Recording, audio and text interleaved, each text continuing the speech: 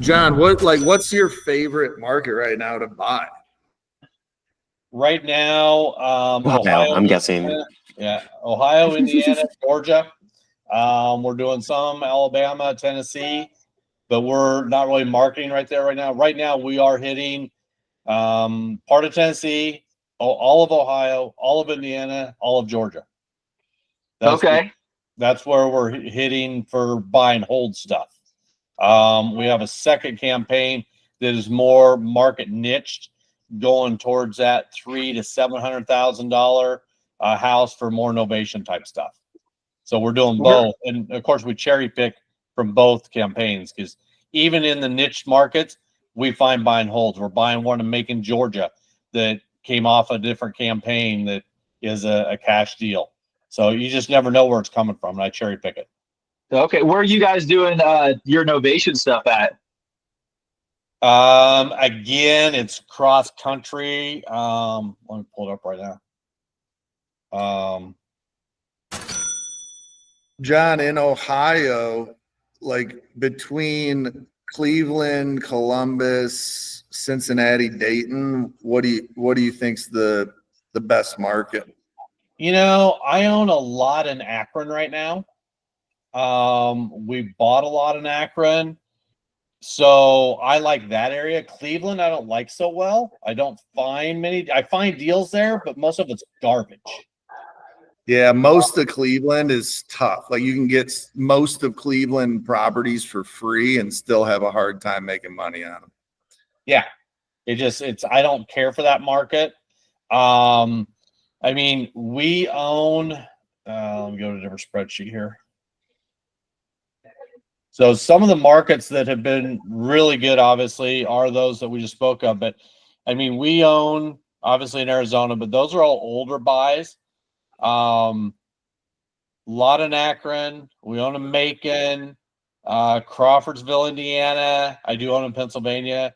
We're finding great luck in New Mexico, and buy and hold as well as novations in New Mexico. So we started a different campaign here recently on that.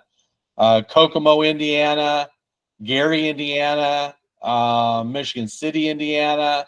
I do own in West Virginia, but that was a fluke. I own in North Dakota. That was a fluke. We own in Oklahoma. We have some in Florida. I'm not buying in Florida anymore just because of insurance issues. The stuff I own in Florida, I've actually got seller finance on it, so I don't have to worry about insurance anyway. Montgomery, Alabama, we're into Indianapolis, Indiana. We are in North Carolina, Winston, Georgia, Florence, Kentucky. Those are just some of it. So it honestly, even though you have a dialed down PPC campaign, you still get other property that they own in other areas. And I will look at anything that will cash flow. Obviously, I look at it as a sub-2 wrap first. Then I look at it as a seller finance. Then I look at it as a hybrid. And if I can't do any of those, can I buy it with private money and make it cash flow? If I can get it to cash flow, I'm buying it. And I'll pay top of the market right now. I don't really care what the real estate market's doing, if it's going up or down. That doesn't bother me. Can I make it cash flow? I'm into it for the long haul. I mean, I have a prime example. I bought a property clear back in must have been 03, 04, something like that, over in Tolleson here in Arizona, and paid like $230-ish for it, and it climbed up around 400. We went through 08. It went clear back down to 100 and something. So I was losing $100,000 on it. I didn't give a shit. The thing was rented. I kept renting it, and now it's back up. Now it's worth 500. I don't give a fuck. I'm into it for the long haul, not the short term. If you're on short term and you're looking at what the market's doing, real estate's going to go up and down, but eventually it's always going to come back. And that's how I rode every fucking wave there is that I've been through.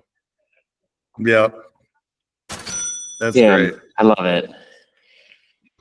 So don't over leverage yourself, and just make sure you got the proper cash flow. I mean, guys, I got killed in 24. My cash flow per door was over $900 per door that I owned. When the taxes and insurance hit in 24, I'm down to a little over $650 a door now. It killed me bad.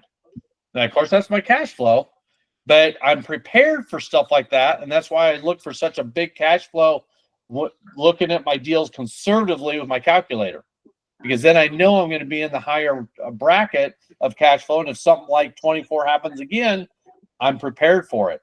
All my properties are still positive. I don't have anything negative, knock on wood. Some are pretty close, but it's still an average of 650. I will wait it out. The appreciation will keep going up. And because I gain appreciation on all my properties, even though they're an option fee, because in the option, it says this price and or appraised value, whichever is higher when you exercise your option. So I'm still gaining appreciation, whether it be little like it is in Ohio and Indiana, or a lot here like in Arizona. I'm still gaining that appreciation. Rents are always going to go up. And plus, in our rental agreement, I automatically do 5% increase annually. So those rents are continually going up. So at some point in time, I'll still end up making enough money on that property that I'm not concerned about it. And if you look at so I look at 7 different pay scales when I buy a property.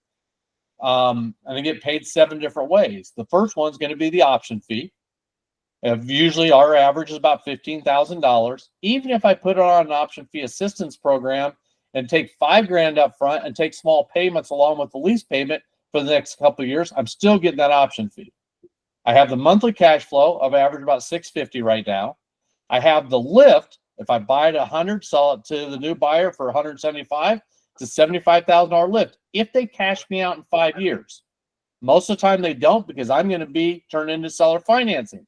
So seller financing is another payday for me. Now it doesn't end in 5 years. Now I get it for another, 5, 10, 20, 30 years.